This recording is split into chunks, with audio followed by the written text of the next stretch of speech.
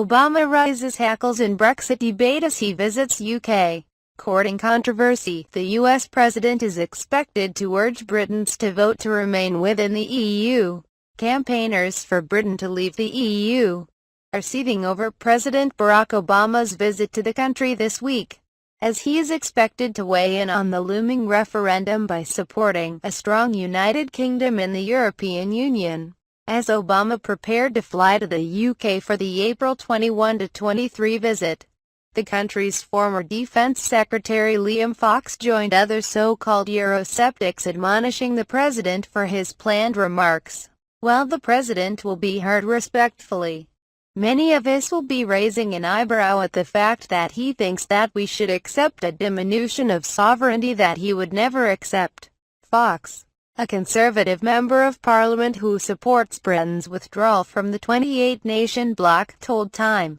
The U.S., he argued, would never stand for the kind of control he believes the EU has over Britain. The U.S. would never accept a court in Toronto overruling the Supreme Court.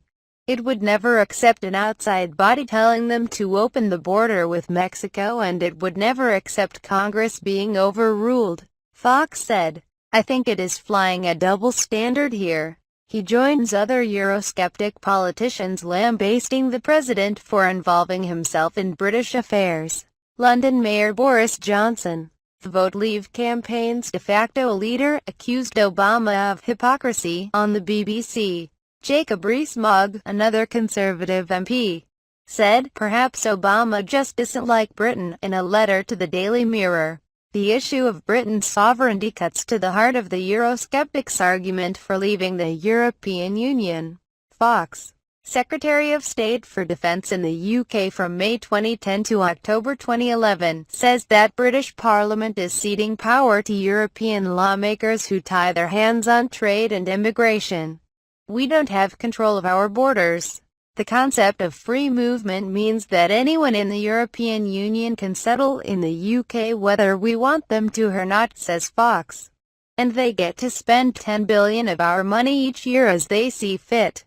The Remain campaign, led by Prime Minister David Cameron, and backed by a majority of the country's MPs, appears delighted by any potential show of support from Obama, who is still highly popular in Western Europe. "He is a rock star," Labour Party MP Stephen Kinnock told Time. "Brexiters are having a hissy fit because they know what President Obama has to say is highly influential, and the British people have a natural affinity with our cousins from across the pond," citing a recent poll by The Guardian that found turnout by young Brits would be key in keeping the country in the EU. Kinnock believes Obama's popularity in the UK will be enough to galvanize younger people in the June 23 referendum. The president is not the only person from the American political establishment alarmed at the risks of Brexit. On April 20, 8 former U.S. Treasury secretaries, who served both Democratic and Republican presidents as far back as Richard Nixon, signed a letter in the London Times urging the UK to stay in the Union, warning that it would open a Pandora's box on the world's economy and risk damaging the UK's special relationship with America. However, Fox told Time that he believes such critics have underestimated the parlous state of the European economy. "The world requires greater liberalization, and I am not sure they understand the implications of where the euro is, and that the euro is a threat to global financial stability in a way the sterling never has been," he said. Obama flies to the UK during a week-long trip taking him from the Gulf to Europe.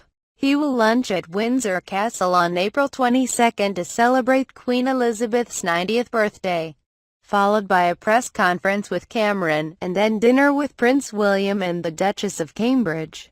It is at Town Hall with young people in London's Lindley Hall the next day that he is expected to answer questions on Brexit, before flying on to Germany.